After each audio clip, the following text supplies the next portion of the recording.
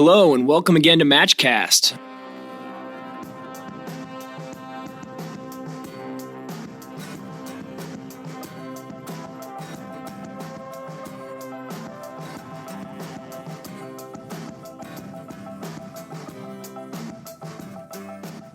Today on the podcast, we have John Loomer, who is the author, entrepreneur, operator of johnloomer.com, a fantastic resource for Facebook ad operations, strategy, insight, as well as just a very good daily read on the life of an entrepreneur. John, welcome to the podcast. Really happy to be here. Awesome, man. So starting off today, could you tell us a little bit about yourself and your journey into becoming a Facebook marketing guru?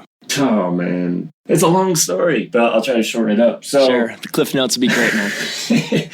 So essentially, I did a lot of crap I hated for a long time. I worked in insurance for several years, and in the meantime, I did some stuff I liked, which was fantasy sports. And that hooked me up eventually to getting a dream gig of all gigs, overseeing fantasy games for the NBA for 3 seasons. And while I was there, I was exposed to Facebook for the first time, and we partnered with Facebook to create an app before you could create your own apps. I was the first admin of a NBA Facebook group before there were pages. And so that was my initial exposure. In order to take that job, I had to move my family to New Jersey. So we did that for 3 years, left, and it ended up being bad timing to leave any job. I ended up getting laid off twice in 2.5 years. But getting laid off was the greatest thing that ever happened to me, because then I was kind of forced to start something. And I didn't want to move the family again. I didn't want it. I was really spoiled with that NBA job, and worked at a really good American Cancer Society job after that. I didn't want something I wasn't passionate about. I just started my website and started writing. Didn't know what would become of it. Didn't know how to start a business or anything. And started promoting it, with Facebook ads. And, I was, again, comfortable with Facebook dating back to 2007. So I'm 9+ years at this point. And, Sure. I started writing about what I knew and started writing about Facebook, and eventually got traction pretty quickly writing about Facebook marketing, and then slowly morphed into focusing only on Facebook ads and then advanced Facebook ad stuff. And it's been a crazy ride, but you asked me 5-10 years ago, would I be this Facebook ads guy? And have my own business. I mean, I'd never think that would be possible. So it's pretty crazy that the journey led me here. Well, I think you mentioned a lot to it, the journey and the process and the changes on Facebook during that process. And it really always amazes me looking back. I only got into Facebook basically a year early because I had an alumni.edu email address. And I remember logging in for the first time. Previous business I was at, they became a Facebook partner because they saw pages. And when they saw pages for the first time, they told someone at Facebook, this is going to be more important than a company website. And they immediately then invited them to become one of the first outside developers to have access to the API. So it's been pretty amazing. And obviously the Facebook platform changes on a daily basis. What are some of the things you're excited about that have changed recently? And what's your process for discovering these changes that are coming almost on a daily basis now? Oh, it's pretty awesome. I mean, first of all, my process is just making sure I have a Feedly. That's kind of old school, I guess, where I just follow all the latest blog posts. And it's TechCrunch, it's Social Times, but it's also all the official Facebook blogs, like Facebook for Business and Facebook Media and Facebook Code. And so if anything's happened, it's going to go there. Another source that's been really helpful for me is my private community, because there are a lot of people in there who are spending hundreds of thousands of dollars, who have a really deep relationship with Facebook and ad reps and stuff like that. So regardless of whether I'm getting any inside info personally, which sometimes I do, I'm going to get info from somebody. So it's really very rare that I'm not one of the first groups of people to know about something because of all those types of connections happening. But right now, I'm just so excited about, anything that leads to better targeting. So like the latest thing with the website custom audiences, being able to target people by frequency and by time on site and by amount of money they've spent and things like that, as opposed to before, where I loved website custom audiences before, but there was a weakness in that not all website visitors are created equal. So you have one website visitor who bounced after 2 seconds and they're not even remember being on your site. compared to someone who's been there 20 times over the last 30 days. I want that person who's been there 20 times. So that's changed my targeting. It's changed my cost and success rate. I'm also kind of, my net's not quite as wide as it used to be. There's less waste involved that way as well. So that's been pretty awesome. Like everything that's video related, even though I'm still kind of like, man, I hate being on video, but like, well, good thing we're on audio today. But like the live video stuff, the engagement on Facebook, custom audiences that are both video and now lead ads, but it's called engagement on Facebook. So you got to think it's going to lead to Canvas engagement, custom audiences. It could be simple things like comments, likes, shares, create custom audiences out of that. Just speculating, but pretty awesome. There's a lot to be excited about right now. You just wrote a blog post talking about some of the weaknesses with interest targeting. Can you talk about that a little bit? Yeah, I mean, I see interest targeting as being 2002 or 2012 kind of targeting, Kind of feels like a boost post at this point. Yeah, I mean, look, Facebook's powerful, and I get it that it's like, wow, Facebook has all this data on people, so you can target people really precisely based on the things that they like and that they do, and yeah, you can kind of get carried away looking at that, thinking how powerful that is, but I think people really lose sight of the fact.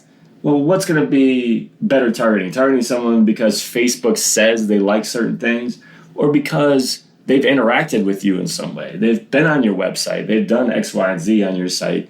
They've opted in for something from you. All these different things. So I've seen a lot of even big advertisers who have good website traffic ignoring all those good targeting methods and focusing on interest. And it's funny because Facebook is really transparent about this, because you can go in and look at your ad targeting preferences and see how other advertisers can target you.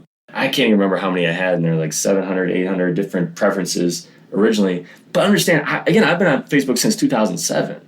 So a lot of these preferences, it's kind of like a blast from the past that I'm sure I haven't updated my profile in years. So like TV shows that I watched long ago, movies and stuff that I haven't seen in forever, that if you target me on these things now, it's kind of ridiculous. Like, you're wasting your time. But not only that, it's just some completely random things. Like, you can target me on the interest grass. I don't know why. I guess because I've talked about mowing my lawn before, but it's kind of random stuff like that. So I went through and cleaned it up, but I'd say half of the interests in there were somewhat relevant. There's some gray in there, or there's probably another third that you can make an argument for. But then there was that other group that was just like grass. It's like, dude, you're wasting your money trying to target me on like Lisa Simpson was an interest for some reason. I found actually a bunch of old clients in mine. Oh, yeah? And I was like, oh, well, they're not paying me anymore, and they're now paying money to reach me. They don't need to be doing this. Right. So it's fascinating. And, I can actually help Facebook and advertisers by cleaning that up, and I did. And you can actually add some interest there if you want. But the truth is that 99.9% of users aren't going to clean that up. And that leads to a lot of bad targeting. Sure.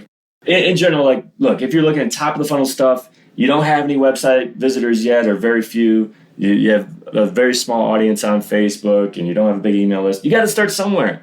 It doesn't mean selling to interest. It means, okay, we'll take this big group of some relevant, not so relevant people and send them into a funnel and like give them something to engage with. Like this article, if this article is something that they like, that separates them from everybody else, or if this video, whatever, send them into a new audience. So, okay, I'm not going to keep wasting my time with this interest, but these people have engaged with me, and I'll focus on them going forward. Breaking that out a little bit further, how do you feel about the demographic data and how it differs a little bit from interest data? I mean, which specific demographic data are you talking about? Typically, I like to look at buying behavior. Yeah, so basically, behavior data. To me, it's the same type of thing as with interest, because in my experience at least, when I target people based on buying behavior, because this is essentially the stuff that is the partner categories, it's the data mining stuff. The third-party Axiom. Third-party Axiom, Data Logics, Epsilon, that's sent to Facebook and kind of creeps people out more than anything. It's like, how do they know how much money I make and that I have this kind of car and this, all that stuff? It sounds awesome. And again, when it came out, it was like, it blew everybody's mind that you could do it. I think that in general, the results that I've seen and I've heard other people have isn't all that impressive, especially when you compare it to targeting people who are connected to you. And I think that I question sometimes the accuracy of that data. But in particular, I've heard when people target based on salaries, that they end up getting a lot of response that they're not expecting. Interesting. That doesn't reflect that. But, again, when you were talking top of the funnel and you're looking for somewhere to start, going with buying behavior is a good place to start. Sure.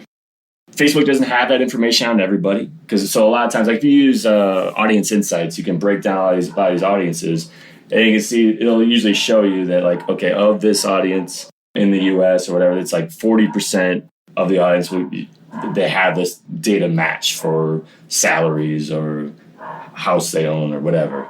So I mean, it is kind of incomplete as well, but like interest, like lookalike audiences, it's a place to start. And I won't say don't use it. I'll just say make your goal to be not having to use that in 6 months or a year, because you have this. Yeah, you're moving down the funnel. Moving down the funnel. One of the things that actually I have not had a lot of success with has been the audience network so far. What's been your impression? That's funny, because I was on an interview, I think just yesterday, and we talked about this. Sorry, if you hear my dog, my apologies. My dog is crazy. What's the dog's name? Rosita. Oh, hi, Rosita. Yeah, she barks at everybody. She probably welcome to the pod. Exactly. It's funny because we just talked about this. I think it was yesterday, and I have personally not had great success with Audience Network, and I think it's clear why so far. Because for the most part, up until recently, Audience Network has primarily been within partner mobile apps. And Trivia Crack is an example of where my ads have been, and I've even seen my ads, and it's kind of crazy when I see them. But the experience when using Trivia Crack, anyone who's played that game, is you're using tapping your thumbs, and all of a sudden this ad pops up unexpectedly, and you click it. So even if you're targeting well, like I didn't want to see that, click on that ad at this moment, and so there's a lot of accidental clicks. So what I have seen is I get really good cost per website click on Audience Network, but they're low quality clicks. Again, not necessarily meaning it was being shown to the wrong people. Feels like a lot of accidental clicks. I think it's a lot of accidental. And I'm really careful, though, to make it clear that that's just my experience. I've seen some reports, usually coming from Facebook, but that not only the click rate is good overall, but there's good conversion rate. Again, I'm not seeing that. Now, that does, to me, none of that really matters because of the future of Audience Network. So I think we know why, again, I may have seen low quality clicks, but a big part of Facebook recently and going forward will be instant articles. And how people monetize instant articles will largely be with Audience Network. You can use your own ads as well, but Audience Network will be in there as well. And in that case, it will be a much better experience. It won't be an ad that pops up out of nowhere that you're not expecting. And I think those will work similarly to how a typical ad will work on Facebook. But not only that, but you can monetize mobile websites as well, which I don't think many are doing this yet. I tried to do it months ago just to experiment with it. I can never get it to work, but that's the future, though. This is going to be on websites, too. Look, long term, I see Audience Network being Facebook's strategy.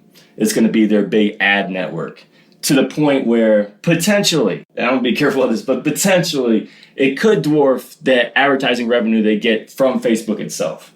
Because the internet at large is enormous. And we talk about the internet, you talk about mobile apps, and all of a sudden you've got, if Facebook becomes the ad network of choice over Google, lots of opportunities there. So not to mention you're going to be able to we can start targeting people now who don't even have a Facebook account. Right. Through Audience Network. I guess for me, Audience Network is about what has been and what can be. And I'm not all that excited about Audience Network and how it's been so far in those results, but I think there's actually really good potential down the road for it. Talking about things loading within Facebook and instant articles, that immediately brings to mind Canvas ads and lead ads within Facebook. If you haven't taken John's Facebook quiz on his website, I highly recommend everyone do it. That will kind of grade you as your level of Facebook ads guru. You talk a lot about lead ads in that quiz. So I'm going to go ahead and assume that you're a big fan. Yeah. So, and lead ads is one of those things as well that I think that other advertisers have seen mixed results on. But it's a matter of using it the right way, I think, to get the optimal results. So anyone not familiar with lead ads and Canvas and instant articles, they all work in very similar ways in that the goal is to improve the user experience. So one of the problems has been you click on a link ad and it drives to a landing page and it takes on average 8 seconds to load. People abandon it. Not to mention that landing page or that blog post may not be mobile responsive. There are lots of issues that can happen. Might be on a 2G network at the time. Absolutely. So now what Facebook is doing is marketers are quick to like cry foul on this stuff because they think Facebook's only thinking of their own interests. You're keeping people on Facebook, not sending people to my website, and brands are fighting this, or some brands fight it. But the reality is, it's a better user experience to keep people on Facebook. And you can't fight the beast. You got to go with it. But when you sit down and you think of it as a user, and if you've used Canvas, clicked on a Canvas ad, if you've clicked on an instant article, you've clicked on a lead ad as opposed to going to a landing page, it is incredibly... It almost feels magical. Yeah, it's magical. The difference between that and clicking on a link ad, it's not even close. I mean, as a user, you don't want to click on the link ad that takes forever to load, and the instant article is amazing. So anyway, lead ads, it makes it almost too easy. And actually, to a point, it can be too easy to collect a lead. Because what happens is instead of going to a landing page, it flips over a form immediately within Facebook. It's up now on both mobile and desktop. It pre-fills the information that the advertiser is asking for, if it can, from the profile. So it could be first name, last name, email address is pretty common. Pull from the profile. They can change it if they want, but otherwise, that's it. They just hit, submit, and boom, and you're added to the list. But yeah, it could be just email address, just one thing. I mean, it really couldn't be any easier than that. But as we know, like even when we send people to a landing page, if you make something too easy, the quality will be less. So we'll compare it to a landing page. If you go to a landing page, like if all you ask for is an email address, as opposed to asking for first name, last name, email address, ask an open-ended question, something to qualify them. The one where you're asking all the questions, the conversion rates can be way less. But the quality, if someone goes through all those steps, the quality should be much, much better than someone who's just like, oh yeah, email address, here you go, send me my stuff. So the same thing is the case with lead ads. And I think even more important because they don't provide anything really. It's like it's pre-filled and just hit a button. They don't have to do any work. So yes, you get an amazing cost per lead. But yes, the potential for having low quality leads is much higher. But there are ways to fix that. Yeah, you almost need to run that as the middle of your funnel.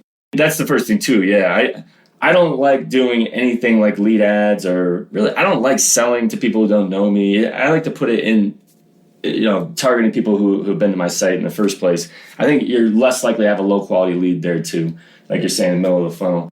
The other thing you can do is you can ask open-ended questions. You can ask multiple choice questions. Just a simple thing like instead of just first name, email address, doing first name, last name, email address, because then it actually creates a whole second step when you ask for the third thing. Additionally, there's a context card as well where you can say, okay, you're about to submit this, but just so you know, this is what you're getting if you hit submit. And so hopefully there's no issues. And the other thing with lead ads I think can lead to problems is like I'll see people who run lead ads and split test it against an ad running to a landing page. Like, it doesn't work. I'm doing it exactly the same way as I did with the one driving to a landing page. Same copy, same imagery. Clearly not as effective. Well, there's an inherent advantage of a landing page ad when you're driving to a landing page and you're doing more selling, maybe more clarifying about what it is that they're getting in exchange for registering. You have to use the lead ad image copy as your landing page because that no longer exists. So basically what can happen then with a lead ad is like, oh, it sounds, whatever you're teasing me with in the copy here sounds interesting. Click on the form and you're not really sure what you're getting. at that point because you don't have the landing page. So that's one of those things that advertisers have to think about as well. Well, really appreciate your time today, but also being a fellow cheesehead and Brewer fan, I need to ask you, who was your favorite Brewer growing up? Yeah, so if you were to ask me now compared to then, I think it's tougher back then. I mean, I was a big Cecil Cooper fan. Okay. So like there are even signs of me or pictures of me like about to go to a Brewer game where I'm all decked out in Brewer stuff, and I made this custom sign out of cardboard and stuff that says Coop on it. And so it might have been him. I mean, a little bit, that was like, to date myself, I was like 82.